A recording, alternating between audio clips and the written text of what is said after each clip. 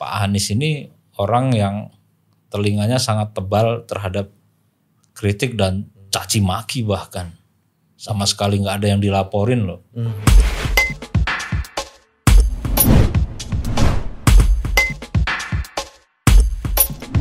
Bismillahirrahmanirrahim. Assalamualaikum warahmatullahi wabarakatuh.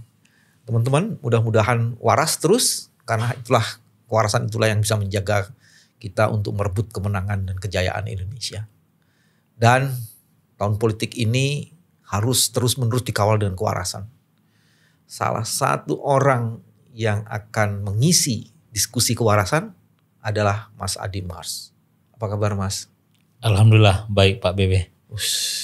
Aku nih kalau ngelihat tampilan sebenarnya nih kalau teman-teman di slang apa namanya? Slankers. Slankers ya. Slankers, tampilan slankers. Tapi sebenarnya slankers bukan ya?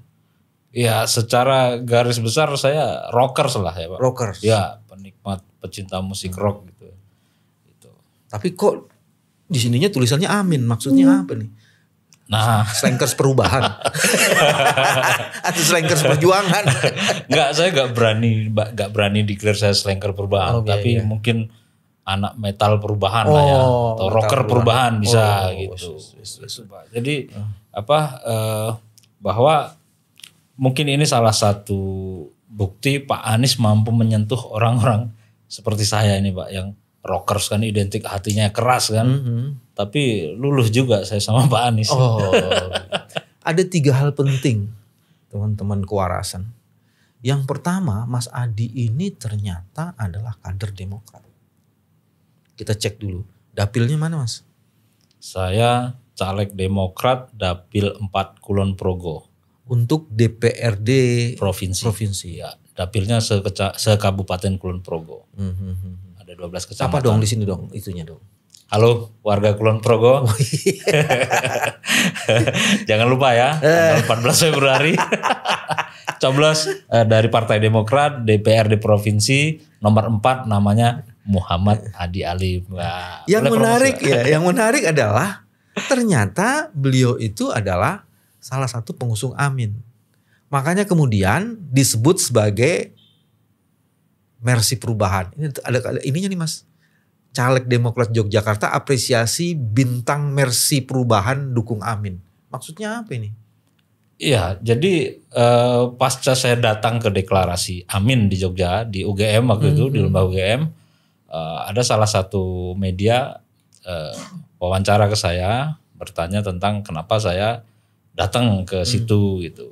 Nah, terus singkat cerita saya sampaikan bahwa langkah saya ini, saya yakin ada ribuan kader Demokrat yang merasakan hal yang sama, yang ingin konsisten mengusung tema perubahan seperti itu. Dan tidak lama dari itu terbukti Mercy Perubahan mendeklarasikan mendukung Amin. Gitu. Oh, jadi menurut pandangannya Mas Adi ini ada begitu banyak kader yang sebenarnya ingin perubahan. Yes. Cuman tidak tertampung, tetap di Demokrat, tapi presidennya beda gitu ya? Iya, bisa jadi seperti itu Pak. Dan bahkan saya meyakini betul di partai lain, partai-partai lain pun sama. Sama gitu. Sama. Cuman ada yang berani muncul, ada yang tidak, seperti itu. Itu karena udah nyetak kaos dengan gambarnya Mas Anies dan bannernya Mas Anies, atau karena memang secara ideologi saya memilih Mas Anies karena memang ada kedekatan visi dan misi? Ya tentu saja bukan karena faktor tadi sudah mencetak. Itu karena kesamaan visi misi yang sudah tidak bisa diwakilkan ke yang lain gitu Pak. Itu. Jadi memang itu tadi ya, Pak Anies sudah mampu menyentuh hati berbagai macam kalangan. Salah satunya orang seperti saya ini yang susah diintervensi, susah diiming-imingi, susah dibujuk rayu. Saya luluh juga. Gitu. Dan saya dengar Mas Adi itu yang menjadi MC didesak Anies ya. Jadi caleg Demokrat jadi MC kampanye Akbar Muhaimin. Kampanye Akbar Muhaimin di Yogyakarta. Ya. Betul ya Mas ini? betul itu bukan hoax. Bukan hoax ya. Iya, itu kalau sempat berseliweran di TV itu juga ada kok, saya terlihat di situ. Itu apa? Jangan-jangan Mas Adi bukan hanya spesies baru, mohon maaf pakai kata spesies di Demokrat yang pilihlah Demokrat calegnya, tapi presidennya Anies Baswedan, jangan-jangan juga ngerebut swing voter ya sebenarnya yang sekarang masih belum ini ya. Ya bisa jadi ke situ. Saya pengen ini Pak, bahwa teman-teman kalau yang masih dalam level timbang menimbang, saya ingin mudah-mudahan bisa membantu meyakinkan teman-teman yang belum yakin jadi lebih yakin bahwa dari semua paslon Pak Anies lah yang mampu mengakomodir yang lebih komplit mengakomodir kebutuhan bangsa ini ke depan. Gitu. Jadi tidak sekedar makan siang gratis atau minum susu gratis karena rakyat sudah terbiasa lapar lah, nggak usah dikasih makan pun kita sudah biasa Pak. Cuman kalau dikasih kebijakan, kasih BBM murah, listrik murah, itu yang lebih dibutuhkan. Jalan bagus, jembatan bagus, itu yang lebih dibutuhkan. Kalau makan siang nggak usah lah, rakyat sudah biasa lapar. Kasih aja itu, kita akan cari makan sendiri kok. Yeah. Kasih pancingnya, sediakan kolamnya, jangan hanya dikasih ikan. Iya, betul. Seperti itu. Tapi kalau boleh supaya tidak kelihatan omon-omon gitu ya, apa konkretnya yang menurut Mas Adi ini paling diferensiasi, distinction baik banget, apa tuh yang dari Mas Anies yang dilihat gitu? Ya salah satu parameternya tentu saja track record ya Pak Bambang. Oke. Track record di Jakarta ini kan hampir semua janji kampanyenya ditunaikan. Misal pun ada yang miss ya persentasenya kecil, tapi jalan walaupun nggak sukses. Tapi secara global persentase ini nggak omon-omon tentu saja gitu. Dan Pak Anies ini orang yang telinganya sangat tebal terhadap kritik dan caci maki bahkan. Sama sekali nggak ada yang dilaporin loh. Jadi bukan hanya telinganya tebal ya, rendah hati ya. Iya, tentu saja itu humble juga beliau. Dan dia betul-betul melaksanakan bahwa hak berpendapat itu adalah hak konstitusional. Ya. Sebagai pejabat, ya kamu memang pantas untuk dikritik. Betul. Untuk dipersoalkan apakah kebijakanmu itu bermaslahat atau tidak. Betul. Orang kan pejabat kan difasilitasi dan digaji oleh rakyat. Kenapa harus anti kritik sama orang yang kasih gaji gitu. Nah sebenarnya juga ini Pak BW. Yang menyedihkan akhir-akhir ini adalah pemahaman konsep bernegara. Warga negara kita ini masih sangat minim ya. Masih sangat minim. Karena masih belum bisa membedakan apa itu pemerintah dan negara. Mereka menganggap pemerintah ini pemilik negara. Jadi kalau rakyat mengkritik pemerintah, itu bahkan kan narasi orang-orang yang mendukung pemerintah itu jangan tinggal di Indonesia, keluar dari Indonesia. Kerajaan banget itu ya. Iya, jadinya kerajaan banget. Nah, mindsetnya masih banyak salah kayak misal ya Pak BW sedikit cerita ini.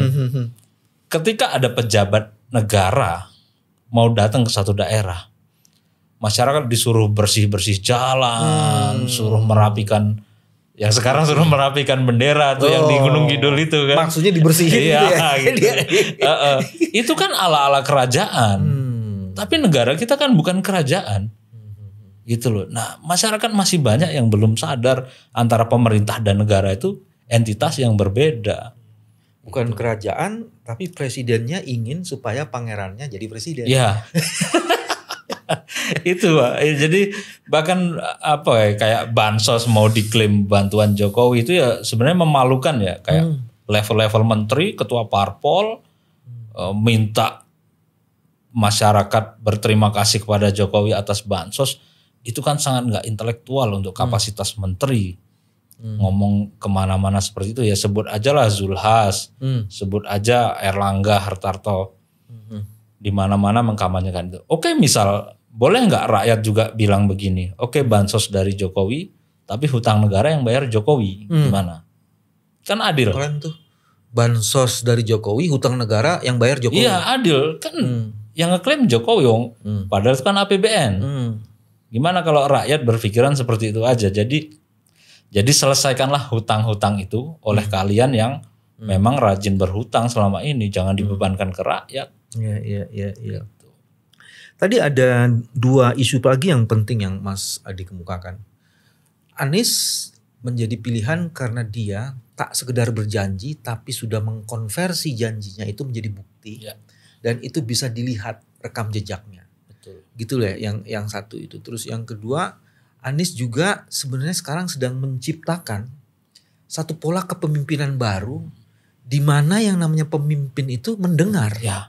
Betul. Di mana yang namanya pemimpin itu harus menginspirasi. Karena tone from the top itu menjadi sesuatu, dan bagaimana pemimpin mau menggerakkan kalau dia kerjaannya nari-nari gitu kan? Iya. Atau lari-lari. Iya, lari-lari dari kenyataan. Iya. Gitu ya Mas ya. 2 poin itu. Dan saya sukanya Pak Anies tuh gini. Tidak berarti pemerintah itu maha benar dan maha tahu segalanya. Oke. Jadi orang-orang expert di luar tuh juga banyak yang penting untuk dimintai pendapatnya. Nah, Pak Anies lakukan itu. Pak Anies lakukan itu dengan acara-acara Desa Anies dan segala macam. Dan yang saya mau apresiasi lagi itu kan teman-teman anak-anak K-pop ya. K-pop ya. Ya, Anies Bubble itu. Itu teman-teman ini orang-orang yang nggak bisa diintervensi Pak BW. Oke. Mereka nggak mau terafiliasi. Oke, saya dukung nih. Saya dukung Amin. Garis keras lah pokoknya itu kalau bahasa saya. Tapi jangan, aku nggak mau terafiliasi dengan tim pemenangan Amin, timnas. Ya nggak mau. Biarkan saya melakukan dengan cara kami kalau mereka itu. Makanya mereka sewa videotron, walaupun baru hitungan jam sudah di take down kan.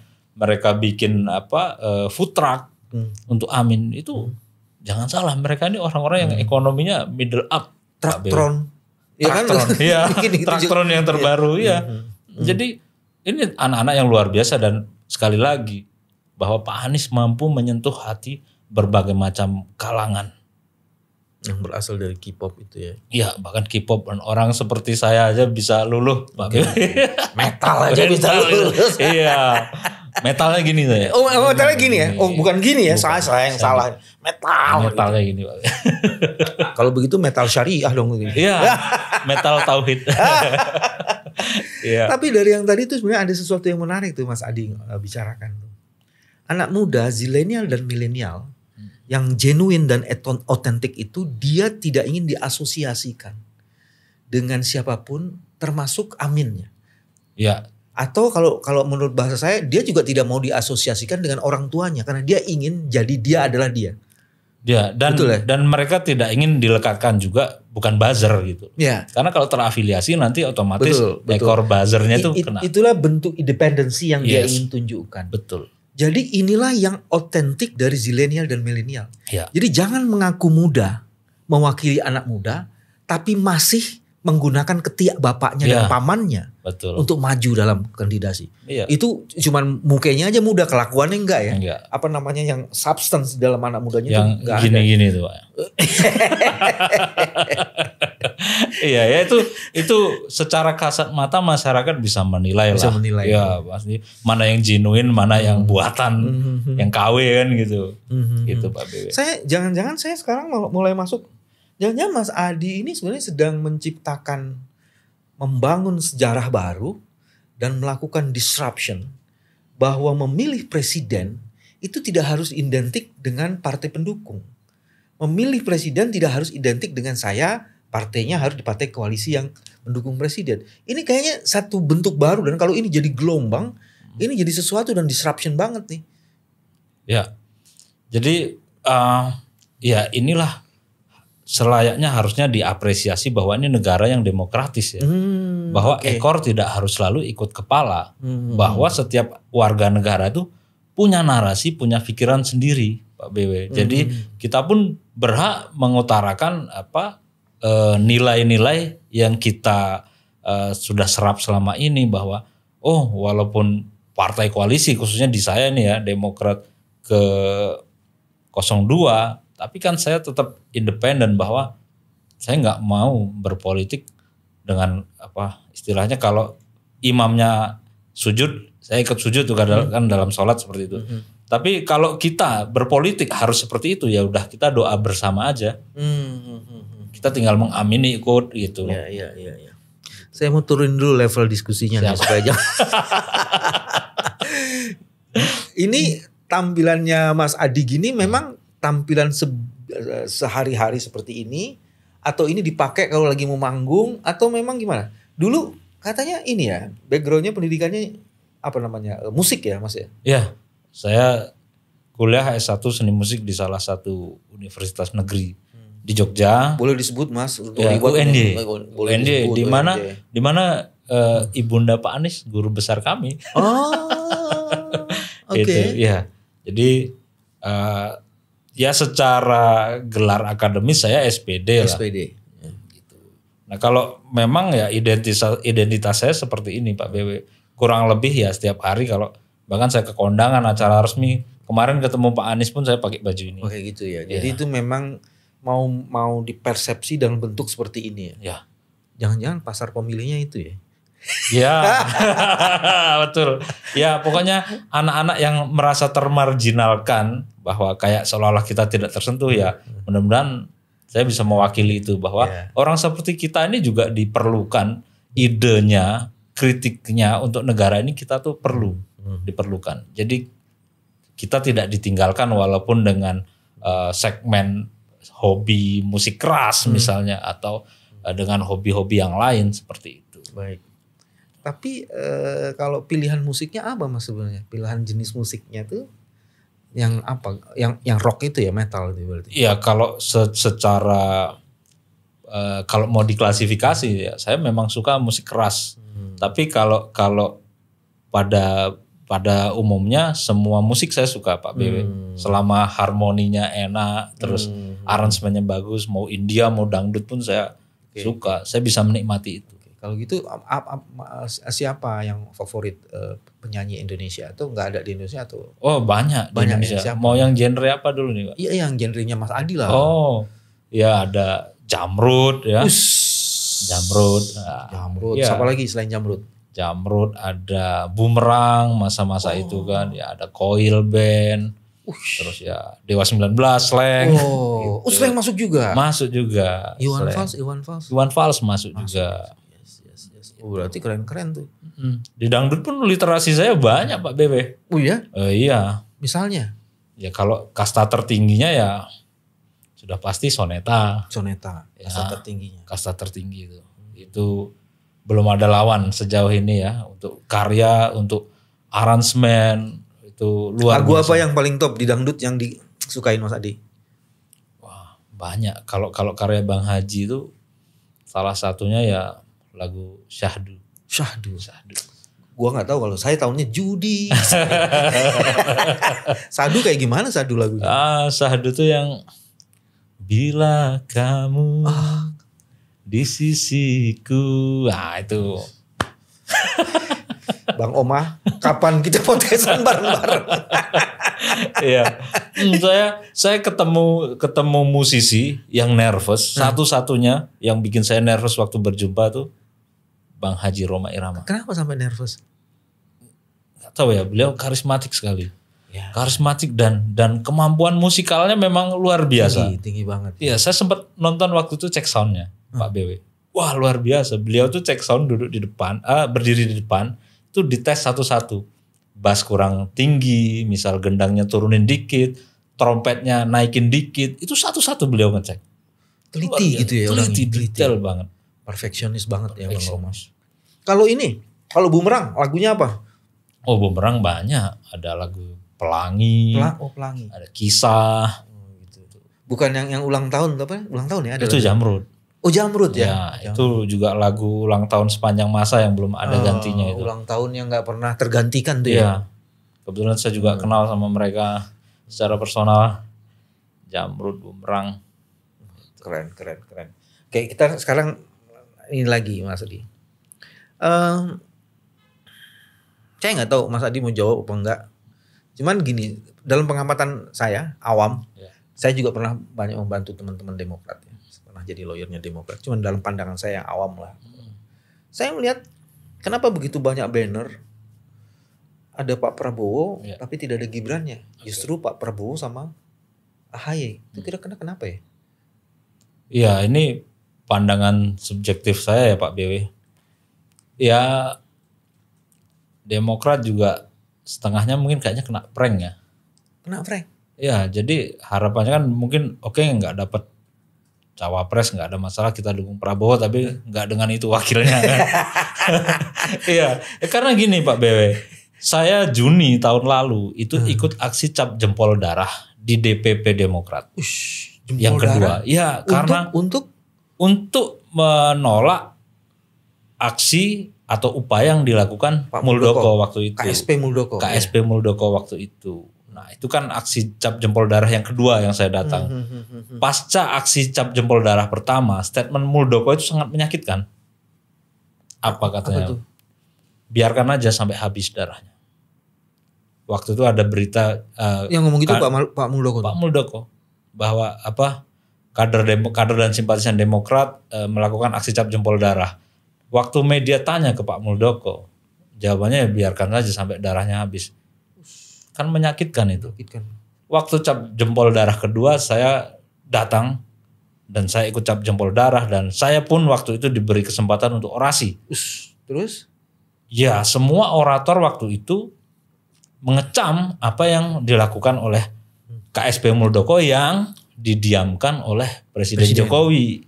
Gitu. Tapi hari ini itu sangat sedih saya sebenarnya Pak BW. Sedih ya, Demokrat yang kita bela-bela sejauh ini seperti itu harus bergandengan tangan bermesraan dengan orang-orang yang terindikasi terlibat upaya pembegalan partai waktu itu. Iya, saya menggunakan istilah brutalitas politik untuk melihat itu karena ya itu kalau begal tuh urusannya kan jagal, ya bukan jegal, jagal. Dan itu adalah brutal dalam demokratik, itu tuh brutal banget. Ini kan pasang baliho Prabowo AHY tanpa Gibran, Partai Demokrat pasti tak setengah hati. Ya itu kan kalau kita lihat simulasinya seolah-olah Prabowo presiden, AHY wakil kan? Oh gitu ya? Iya kalau secara tafsir saya, gitu? Iya tafsirnya nggak ilmiah tapi ini tafsirnya seperti itu. Itu jadi itu kan seolah-olah simulasinya seperti itu. Tapi juga sekelas Demokrat, mohon maaf, Pak SBY presiden 2 periode yang prestasinya luar biasa. Tak diragukan lah. Tak diragukan. Kok harus dukung belimbing sayur yang bukan seleranya Pak SBY tentu saja kan. Oh gitu? Ya tentu saja kan. Kamu tuh metal banget pernyataanmu tuh. Ya, turun marwah dong. Iya kan. Udah jangan kenceng-kenceng. Iya, narasi saya memang seperti ini. Saya kadang susah Pak BW harus berkata-kata untuk tidak jujur. Ya inilah yang apa ada yang saya rasakan seperti itu. Biasanya memang metal syariah itu jujur. Ya harus seperti itu. Andaikan semua politisi itu jujur, mereka sebenarnya mohon maaf nggak mau kok nyebokin. Nggak mau ya. Iyalah. Sekarang andaikan semua politisi jujur. Kalau menurut Mas Adi berapa persen sih yang jujur? Yang di mana? Politisi. Umum aja, jangan nanti Demokrat lagi lo kenal nanti lah. Ya, yang jujur mungkin masih tersisa 20 atau 30%. Oh, bagus untuk modal perubahan bagus tuh 20%. Masih sejauh ini masih ada segitulah. Oke, saya sekarang balik lagi ke waktu jadi MC. Apa yang paling menarik di dalam program pada saat itu? Itu judul programnya Desak Caimin atau Selepet Caimin tuh? Itu ini kampanye Akbar Mohaimin, rapat Akbar ya, apel Akbar. Apel Akbar ya, judulnya. Apel Akbar waktu itu Caimin itu setelah acara itu langsung pulang ke Jakarta, hadir ke Desak dan Selepet yang dihadiri Bang Haji Rhoma Irama. Itu kan di hari yang sama. Oh, gitu. Nah, yang menarik di situ Caimin bawa Pak Tom Lembong ke acara itu. Dan saya senang ketika Caimin sudah mulai menunjukkan taringnya dan menunjukkan bahwa ya kalau anak UGM ijazah asli ya harus narasinya seperti itu gitu loh. Itu Pak BW. Itu setelah debat cawapres kedua ya? Ya, setelah debat cawapres. Udah mulai outstanding lagi. Karena waktu itu statementnya saya ajak Pak Tom mau ketemu Opung. Nah, waktu itu kan ada tantangan bahwa Caimin mau diajak membuktikan di tambang nikel kan. Gitu. Ya itu menurut saya wah keren, ini sudah memang saatnya seperti ini. Terus seperti Pak Ganjar, Pak Mahfud juga sudah mulai vulgar bahasanya. Dalam artian vulgar itu sudah ya nggak usah ada tedeng aling-aling lah. Kalau iya katakan iya, kalau tidak katakan tidak. Baik katakan baik, buruk katakan buruk. Apa yang Pak Ganjar sudah kemukakan untuk menjelaskan bahwa dia tidak tedeng aling-aling lagi? Ya misalnya kayak Pak Mahfud harus mundur ya mundur aja, nggak perlu yang dari ya kalau harus bertanding tuh harus kesatria. Mundur aja. Mundur aja, jangan manfaatkan fasilitas negara. Jangan banyak drama. Jangan banyak drama seperti itu. Jangan banyak gimmick. Jangan banyak nangis-nangis juga nanti. Terus Caimin kenapa belum mundur ya? Caimin kan di legislatif. Iya. Ya, kalau Caimin nggak perlu mundur? Nggak perlu mundur menurut saya. Apa nggak konflik of interest juga? Ya nggak ada kemampuan eksekusi kan kalau legislatif. Kalau tapi kalau misalnya mundur karena dia eksekutif, dia mengelola dana. Kalau Caimin DPR karena dia harus mengawasi. Ya. Kalau gitu siapa yang mengawasi si pengawas? Rakyat dong. Rakyat. Ya. Sisi pemilik kedaulatan itu. Betul kan, kalau tagline saya tuh rakyat adalah kasta tertinggi. Pejabat hanyalah pelayan rakyat. Nah, saya pengen ajak semua masyarakat Indonesia memiliki pemahaman itu. Jadi ketika kita ketemu pejabat yang kita gaji, nggak usahlah kita nunduk-nunduk. Mereka yang suruh nunduk-nunduk ke kita. Oke. Terus apa yang menarik di dalam itu, Mas? Pernyataan Pak Mahfud selain tadi saya mengajak Pak Lembong karena ingin ketemu Opung. Kalau dilanjutin kan itu mestinya ke sini bukan di Jogja. Kenapa beraninya Caimin di Jogja ya? Oh, jadi dalam rangka tur itu Caimin kan juga ingin memperkenalkan Pak Tom ini bahwa Pak Tom yang sedang dibicarakan ini loh orangnya gitu kan ke masyarakat. Dan waktu itu ada statement Caimin juga, ini catatan sejarah baru bahwa NU dan Muhammadiyah bersatu. Wah, itu juga. NU Muhammadiyah bersatu. Ya. PKB, PKS bekerja sama. Yes. Gitu PKB, PKS dan Muhammadiyah tentu saja secara organisasi. Itu yang saya lihat. Kalau Ormas NU Muhammadiyah tandemannya. Kalau partai PKB dan PKS tandemannya. Sebab kalau ngomong Muhammadiyah sebagiannya ada di PAN. Tapi PAN ngomongin PAN itu Pak. Kalau saya lihat secara nalar grassroots PAN itu ke Amin. Secara nalar ke Amin yang mana nih? Amin Rais atau Amin? Ke Amin ini. Oh, ke Amin. Ya tapi juga bisa juga ke umat. Amin umat. Iya, bisa juga ke umat, ke Pak Amin Rais. Grassroots itu ya. Grassroots. Karena sudah sangat cara berpolitik ketua PAN hari ini yang kita lihat. Aduh. Bagaimana mengkonfirmasi grassroots itu lebih banyak ke Amin? Atau ke Amin Rais atau ke Amin itu dari mana ininya? Kalau saya gampang, saya main aja ke masjid-masjid. Ngobrol ke mereka. Selesai. Jadi itu dari situ bisa ketangkap bahwa jelas Pak. Amin garis bawah kebanyakan PAN garis bawah kebanyakan ke Amin ya. Itu sangat jelas. Itu nggak perlu kita pakai lembaga survei. Kalau saya ngelihatnya dengan cara yang lain Mas Adi. Apa itu Pak? Kebanyakan di PAN artis. Ya itu karena tidak punya kemampuan elektoral ya. Jadi dongkraknya pakai endorse. Tidak salah kebanyakan di PAN artis itu tidak salah. Cuman artis itu sebagian besarnya bukan dari Muhammadiyah apalagi NU. Ya. Latar belakang. Ini saya bikin. Organisasi betul. Ya itu tadi karena mungkin warga Muhammadiyah dan NU nggak mau satu perahu dengan visi misinya. Ini ada yang menarik nih. Ini Mas Adi sama ini kan Mas Anies kan? Iya. Keren banget, metal banget nih, metal syariah banget. Iya. Tuh apa yang diomongin tuh Mas? Tuh. Lagunya juga metal. Wayah Hega. Saya caleg Demokrat masih terdaftar di DCT. Oke. Mas, Anda nggak dimarahin sama partai? Sejauh ini ya ada suruh jangan terang-terangan.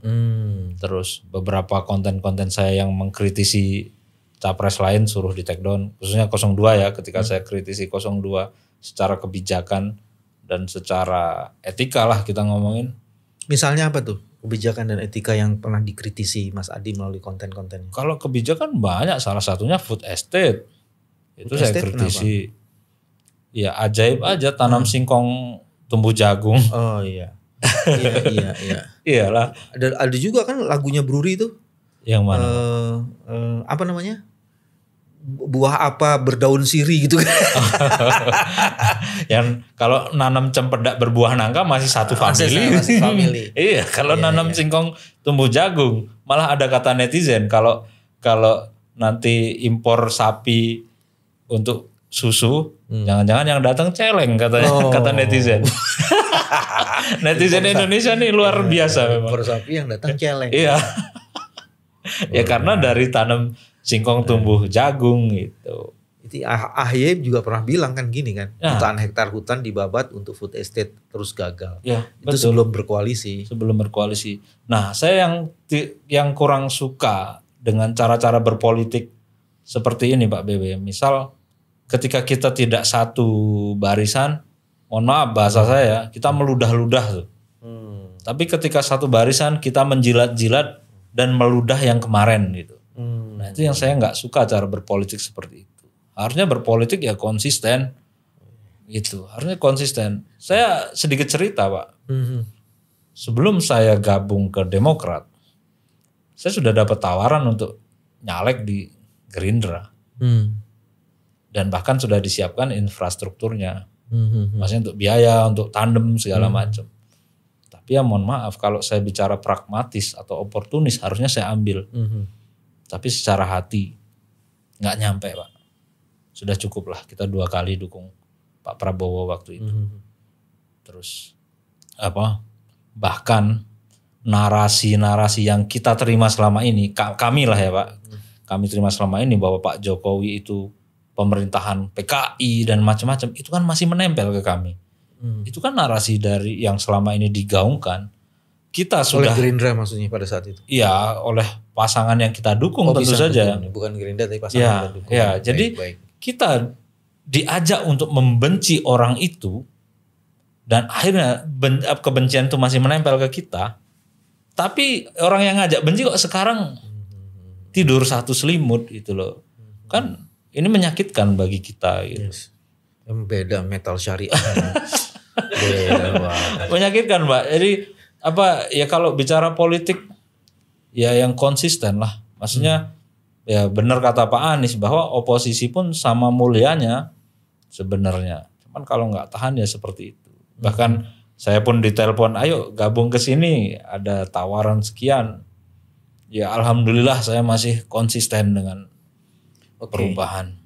Mas, ketika Anda kampanye ke anak-anak muda atau kepada konstituen yang Anda harapkan bisa memilih Anda tuh, apa yang Anda ini kemukakan Mas? Apa sih apa problem dan apa yang ingin Mas Adi lakukan? Kalau saya konkret Pak BW, jadi program saya di Kulon Progo itu satu, digitalisasi UMKM.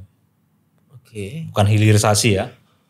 Yang kedua, ntar ceritain nih apa bedanya digitalisasi sama hilirisasi. Siap. Digitalisasi UMKM satu. Yang kedua, digitalisasi hasil pertanian. Yang ketiga, digitalisasi pariwisata. Yang keempat, digitalisasi seni budaya. Dan yang kelima, pendampingan hukum. Itu. Jadi saya konkret lakukan itu yang saya berani declare bahwa itu belum pernah dilakukan oleh pemerintah. Sebagian programmu itu ada di beberapa dari program 28 kepak kesejahteraan yang berpihak pada UMKM, petani, betul. Terus masyarakat kecil kayak gitu. Sebelum visi misi Pak Anies dibacakan, itu saya sudah lakukan itu. Dan waktu dibacakan loh, kok nempel ya, kok sama ya gitu. Nah, jadi digitalisasi UMKM yang saya lakukan adalah mengajak masyarakat bertransformasi dari yang jualan secara konvensional atau kalau UMKM di sana kan banyak titip-titip warung tetangga tuh. Kita alihkan ke online. Karena perputaran uang di TikTok lah kita sebut ya. Saya concernnya di TikTok itu dalam satu hari simulasi saya itu ratusan miliar hingga triliunan Pak BW. Uang berputar di situ. Kenapa enggak itu kita ratakan ke UMKM? Gitu. Karena 90% penyerapan tenaga kerja kita UMKM. Menyumbang lebih dari 60% PDB. Baru 26% yang terdigitalisasi. Gitu. Dan mereka yang menjangkau digital ini orang-orang yang tinggal di perkotaan.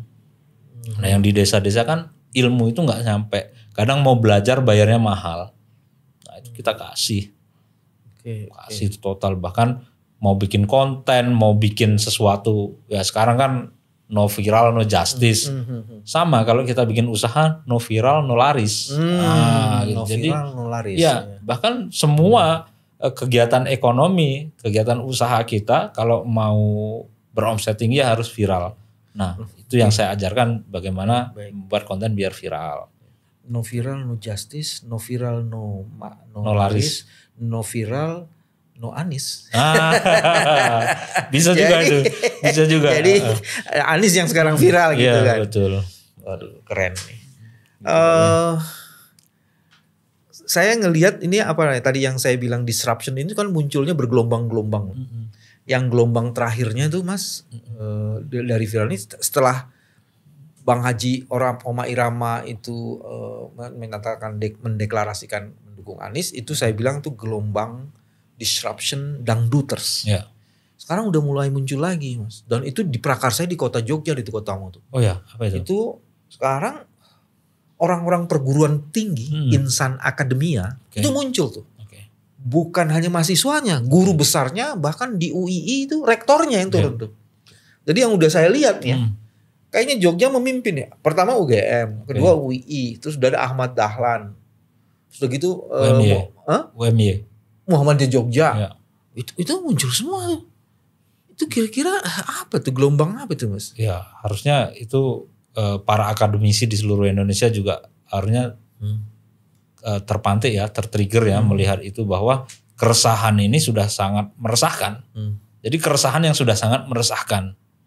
Bahwa kalau para akademisi sudah turun gunung, berarti Indonesia sudah sangat tidak baik-baik saja. Oke. Kalau gitu apa yang mesti dilakukan untuk memastikan bahwa suara yang ditusuk adalah suara perubahan dan juga memastikan supaya suara perubahan itu tidak dicurangi? Apa Mas ininya? Nah, kalau sebenarnya kalau pemilu ini mau dilaksanakan secara jurdil, mau 01, 03 yang saya sebutkan, mereka tidak akan ada kekhawatiran. Misal pun harus kalah, kita kalah secara kesatria. Yang kita khawatirkan sebenarnya, yang kita lalu dipelintir-pelintir takut kalah, bukan takut kalah, kita kesatria, kita kampanye nggak pakai dana, nggak pakai iming-iming hadiah, semua organik. Kita datang dengan sukarela tanpa bayaran. Ini kan karena bentuk ketulusan rakyat. Yang ditakutkan selama ini adalah wasit dan panitia yang bermain. Itu Pak BW, yang kita ributkan kan itu. Mau presiden dukung anaknya nggak ada masalah, tapi ya mundur dulu lah kalau mau dukung kan gitu. Jangan pakai fasilitas rakyat, tolong gitu. Terus kayak ya menteri yang masih menjabat pada kampanye dukung 02 ini kan nggak etis. Sebut saja ada Erick Thohir, di mana Bahlil, uang BUMN begitu banyak dimanfaatkan, kan aduh kok nyampe itu loh Pak. Ini kan bicara bernegara dan legasi loh. Ingat loh, sejarah kan mencatat loh. Anak cucu kalian itu nanti akan membaca bahwa waduh, jejak sejarah kakekku, bapakku pernah jadi salah satu orang yang merusak demokrasi. Bikin banner juga nggak Mas Adi? Saya untuk nih. Saya konsepnya karena saya bermain di area digital, saya pakai digital campaign. Jadi konten. Ya, jadi bukan banner-banner yang itu. Sebenarnya saya mau ngecek Mas Adi jujur apa enggak. Wajah di bannernya tuh gemoy apa enggak gitu. Kalau saya harus gemoy kayaknya jadi tertawaan orang. Gitu ya. Iyalah. Ini sekarang orang udah garang-garang udah yang begini aja udah gemoy, enggak masuk dibikin gemoy lagi. Ya masa saya harus gini-gini Pak kan ya. Lucu. Sekarang mohon maaf, jadi turun marwah kan. Oh gitu. Ya sekarang. Kenapa turun? Dancer kan oke juga. karena basicnya sudah dancer. Kalau saya basicnya dancer ya saya mau nari it's okay. Saya bukan basicnya di situ, ngapain saya joget-joget? Iya. Dan kita juga tidak sedang perlombaan dancer ya. Nah sekarang mohon maaf Pak BW, orang yang kita lihat karismatik. Iya dong, karismatik. Terus akademisi, praktisi. Saya dan netizen minta Pak BW untuk joget-joget. Turun marah. Anak cucu Pak BW ngelihat, bukan bangga, pasti malu-maluin ngelihatnya kan gitu. Gus Kotsar jogetnya enak tuh. Ya tergantung backgroundnya gitu tadi. ya. Kalau backgroundnya pelawak mau joget jungkir balik, apapun tampilannya dia komedian. Baik. Gitu. Kalau ini apa nih? Begitu banyak orang membuat banner yang ditulis sendiri, bukan banner yang gemoy-gemoy. Ya. Apa pandangan Mas Adi mengenai ini? Ya inilah gelombang organik, gelombang perubahan yang memang nggak bisa dibendung dan nggak bisa dinafikan lagi keberadaannya. Gelombang ini sangat besar Pak BW. Karena ya sederhana, ketakutan mereka si wasit dan panitia yang ikut bermain ini kan semakin terlihat nyata dengan presiden turun gunung, ya kan menteri segala macam dikerahkan, ya aparat juga di beberapa tempat dikerahkan. Saya nggak mau bicara semua, tapi kan fakta terjadi seperti itu. Itu kan bentuk kepanikan. Kalau surveinya teratas, kalau saya makan tidur aja santai, nggak usah kampanye. Ini udah kampanyenya tambah frontal, fasilitas negara dipakai. Yes. Nikmat Tuhan mana lagi? Memang dasar metal syariah. Gitu. Teman-teman, inilah satu spesies, mohon maaf tadi saya sebut spesies, satu jenis baru karakter politisi yang berpijak pada nuraninya untuk menunjukkan posisinya. Gelombang rakyat itu kesadarannya sudah memuncak dan mustahil bisa dibendung. Hanya orang-orang waraslah yang melihat ini sebagai tanda-tanda perubahan. Sampai ketemu lagi. Terima kasih. Wassalamualaikum warahmatullahi wabarakatuh.